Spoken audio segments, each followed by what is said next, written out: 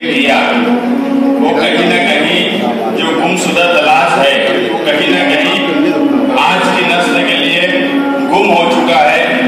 ये सिलसिला उसके अंदर ये जरूर शिद्दत पैदा करेगा कि नई नस्ल हमारे आबा और अजदाद ने शहर के लिए जो किया है उसको जानेंगे, उसको पहचानेंगे और उसके नक्श कदम पर चलने की कोशिश करेंगे इंशाअल्लाह। उसके बाद ये तंजीम जिंदा की जा रही है।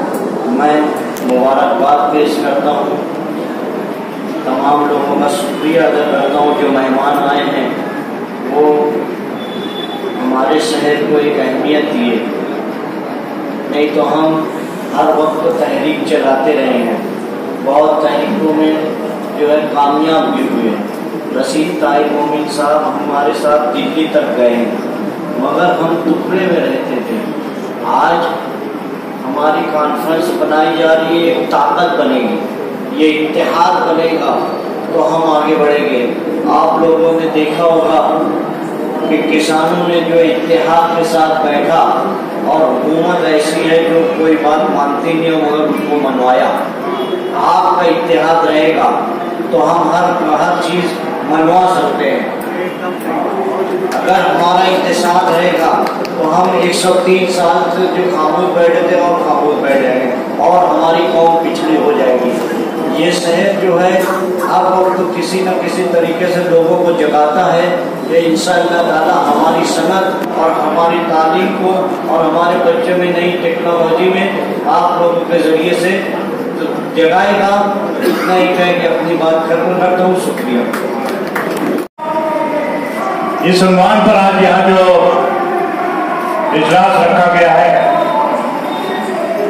उसके सत्र हमारे साथी एडवोकेट नियाज़ अहमद अंसारी साहब, मोमिन कॉन्फ्रेंस ऑल इंडिया के सत्र, सुप्रीम कोर्ट के एडवोकेट, और इस कॉन्फ्रेंस में दिल से जान से मेहनत कर उसे दोबारा एक नई जिंदगी देने की जो कोशिश में लगे हुए हैं, ऐसे हमारे फिरोज अंसारी साहब स्टेज पर बैठे हुए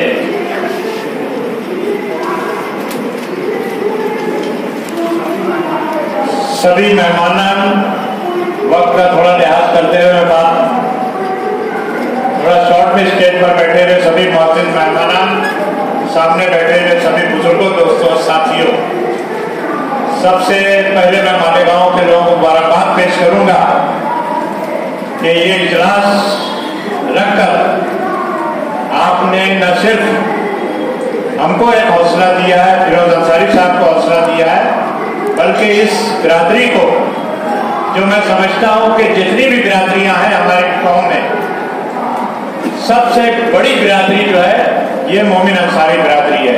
गालिबन मैं समझता हूँ कि मुसलमानों में 50-60% से ऊपर शायद ये बिरादरी की तादाद हो गया है पूरे हिंदुस्तान में। लेकिन कहीं ना कहीं हमारे बिखराव की वजह से आज जो कुछ हम हासिल करना चाहते हैं, और तारीख इसकी बात मैं उस तारीख में नहीं जाऊंगा, लेकिन सिर्फ एक बात बताऊंगा आपको कि इस मुल्क की आज़ादी में अगर किसी का बहुत बड़ा हिस्सा है तो ये मोमिन अंसारी बिरादरी, जोरा बिरादरी के लोगों का है। और अंग्रेजों के सामने जब ये लोग मलमल तैयार किया करते थे अपने हैंडलूम के ऊपर, और अंग्रेजों ने इनको गुलामी में जकड़ने के लिए और जब दबाव डालना शुरू किया तो इस बिरादरी के लोगों ने अपने अंगूठे कटवा कर वो कुर्बानी दी, लेकिन अंग्रेजों के सामने वो बिरादरी झुकी नहीं। आज मैं आप लोगों को कहना चाहूंगा कि दोबारा हम लोगों ने एक थोड़ा सा अरसा जो है जियाउर रहमान अंसारी साहब का हमने देखा है, अमीन अंसारी साहब का देखा है, और बाद में मौलाना हबीबुर रहमान अंसारी साहब का जो दौर देखा। और उस वक्त तक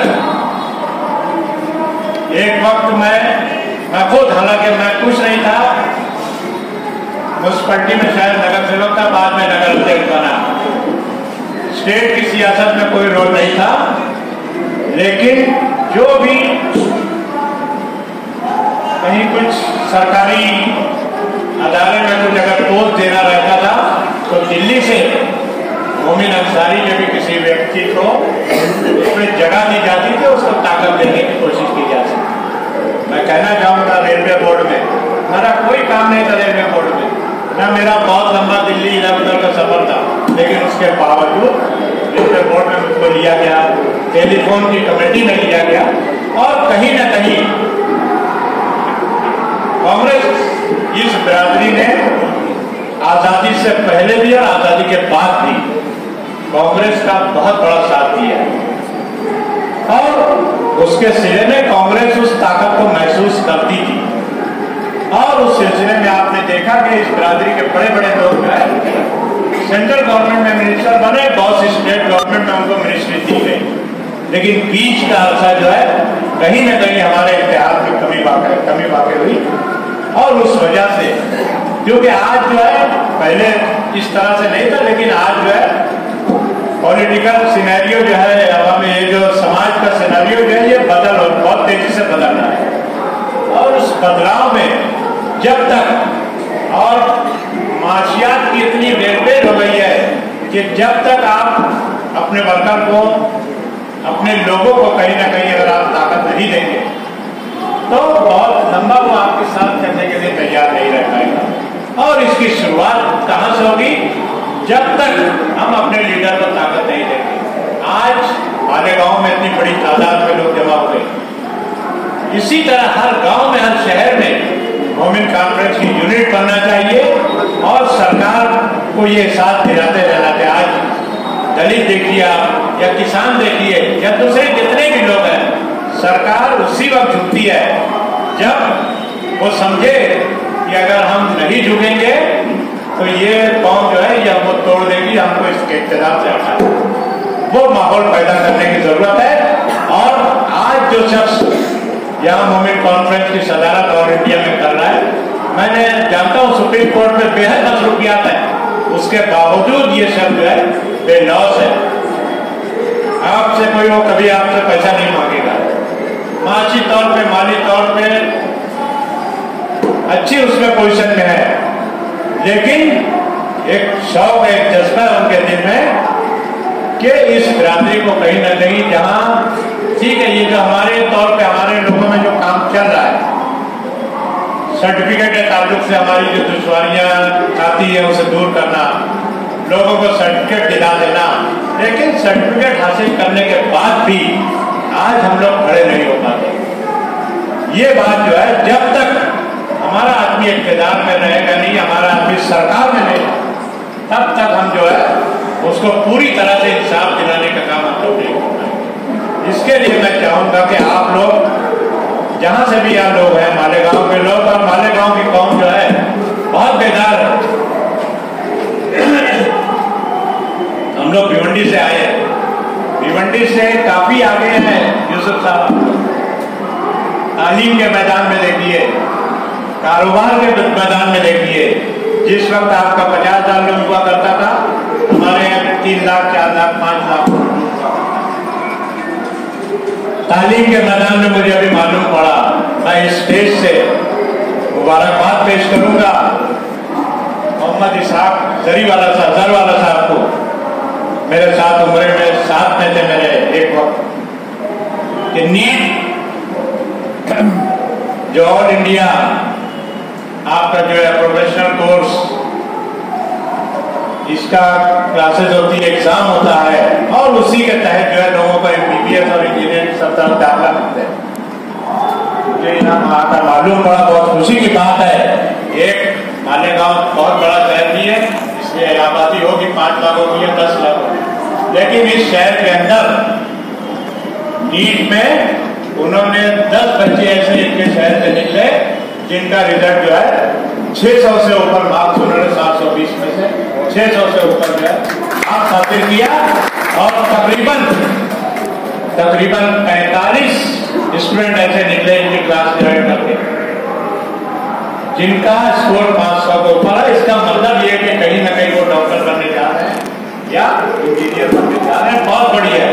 आज जमाने की दौड़ में हमको, क्योंकि सरकार जो यहाँ पर है उसका नजरिया बिल्कुल बदल चुका है। कांग्रेस की सरकार थी, आपने देखा होगा कि 3 वर्ग थे इस समाज के अंदर, एक अमीर रहता था, एक मिडिल क्लास रहता था और एक गरीब रहता था। लेकिन इस सरकार में आने के बाद जैसे 2 ही तबके को लेकर चले, या तो आप अमीर रहो या गरीब रहो। और ऐसे में जो है इनको, अगर आपको उस तरक्की की राह में चलना है तो आपको तालीम में और मानसिक तौर पर मजबूत होने की जरूरत है। और इस बिरादरी को भी मैं कहना चाहूंगा कि पावर लूम आपका जो है, आप लोग जो है मॉडर्नाइजेशन के दौर, मॉडर्नाइजेशन के लिए आप लोग आगे बढ़िए। और आपके ठीक है, आप ऑर्डिनरी पावर लूम पर जितना चल सकते हैं चलिए, लेकिन मॉडर्नाइजेशन की तरफ जाना बहुत जरूरी है, ये मैं कहना चाहूंगा। और वक्त की कमी के बाद मैं रहूंगा भी 1 आध घंटा, अपने दोस्तों लोगों से मिलूंगा। काफी मैं यहाँ पर आया करता था पावर लूम के सिलसिले में, बिजली